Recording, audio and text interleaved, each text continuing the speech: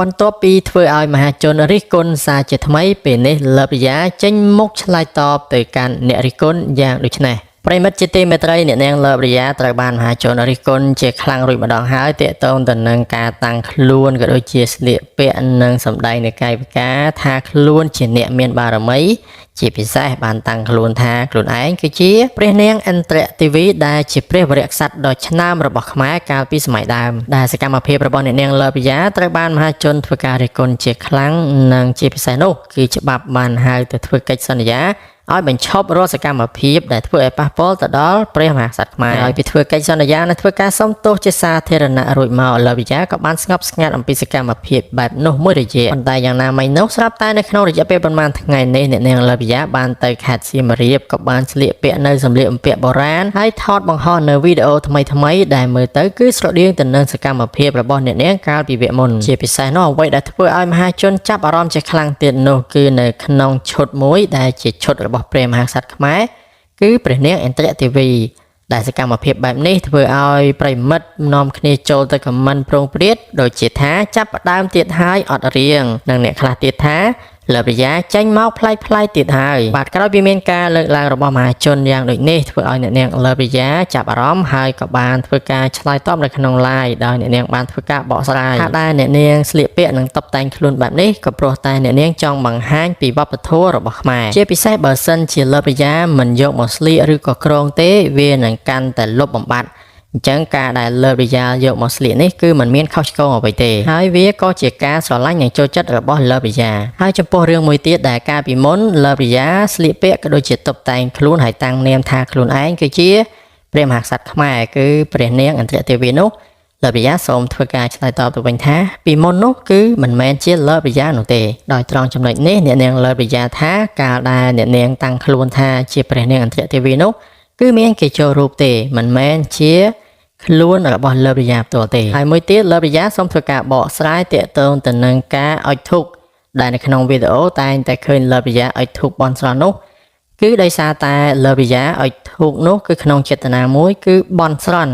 កុំឲ្យមានការចូលមកខំក្រងដោយកាលពីលើកមុននៅពេលដែលអ្នកនាងចាប់ផ្ដើមស្លៀកពាក់នៅសម្លៀកបំពាក់បុរាណខ្មែរនោះគឺមានអ្នកចូលមកខំក្រងអញ្ចឹងហើយបានជាដើម្បីបង្ការកុំឲ្យមានហេតុការណ៍ដូចនោះអ្នកនាងលើបយ៉ាគឺធ្វើការអុជធូបបន់ស្រន់ដើម្បីសុំសេចក្តីសុខក៏ដូចជាកុំឲ្យមានរឿងរ៉ាវអ្វីកើតឡើងដោយកាលពីលើកមុនដែលស្លៀកនៅសម្លៀកបំពាក់ហើយគឺមានការចូលមកខំក្រងលើរូបរាងកាយពីព្រោះថាបើមិនធ្វើដូច្នោះទេអ្នកនាងលើបយ៉ាអាចនឹងត្រូវបានមានគេចូលមកខំក្រងមិនខានពីព្រោះអី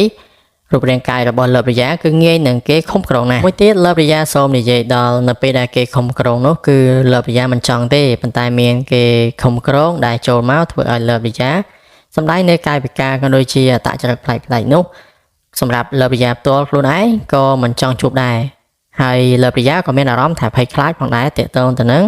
ការចូលមកខំក្រងរូបយ៉ាងដូចនោះហើយម្ដងនេះគឺលើបយ៉ាចង់ចាំច្បាស់ថាអ្វីដែលធ្វើបាននិងអ្វីមិនធ្វើបានមានន័យថានៅពេលដែលលើបយ៉ាស្លៀកពាក់នៅសម្លៀកបំពាក់ក៏ដូចជាឈុតបុរាណខ្មែរហើយនោះលើបយ៉ាដឹងច្បាស់ថាអ្វីដែលគួរធ្វើនិងអ្វីមិនគួរធ្វើដូចជានៅពេលដែលលើបយ៉ាស្លៀកពាក់នៅសម្លៀកបំពាក់ក៏ដូចជាឈុតរបស់ព្រះមហាក្សត្រខ្មែរគឺព្រះនាងឥន្ទ្រទេវីហើយនោះគឺអ្នកនាងមិនយករឿងអ្វីមកលងឡំទេជាពិសេសគឺការលក់លេគឺអ្នកនាងមិនឲ្យមានការលក់លេនៅក្នុងសភាពដែលអ្នកនាងកំពុងតែស្លៀកពាក់នៅសម្លៀកបំពាក់វប្បធម៌ក៏ដូចជាកេរដំណែលរបស់ខ្មែរនោះទេអញ្ចឹងហើយនិយាយជារួមការស្លៀកពាក់នេះគឺក៏ព្រោះតែលើបយ៉ាស្រឡាញ់និងចូលចិត្តជាខ្លាំងហើយជាពិសេសនោះគឺលើបយ៉ាមានបំណងចង់បង្ហាញទៅដល់បងប្អូនមហាជនជាពិសេសគឺពិភពលោកបានឃើញនិងស្គាល់អញ្ចឹងហើយសូមពុកម៉ែបងប្អូនទាំងអស់ជ្រាបថានៅពេលដែលឃើញលើបយ៉ាស្លៀកពាក់ដូចនោះគឺមិនមែនលើបយ៉ាចង់បង្ហាញឬក៏អួតអ្វីផ្សេងទេគឺលើបយ៉ានៅតែជាលើបយ៉ាធម្មតាគឺជាអ្នកលក់លេធម្មតាដែលគ្រប់គ្នាស្គាល់ថាជាលើបយ៉ាមួយទៀតគឺលើបយ៉ាចង់បញ្ជាក់ថាលើបយ៉ាធ្លាប់ខុសពីមុនអញ្ចឹងលើបយ៉ាដឹងច្បាស់ហើយចំពោះការស្លៀកពាក់គឺស្លៀកអីស្លៀកទៅប៉ុន្តែកុំឲ្យតែធ្វើអ្វីដែលខុសកុំស្លៀកហើយធ្វើ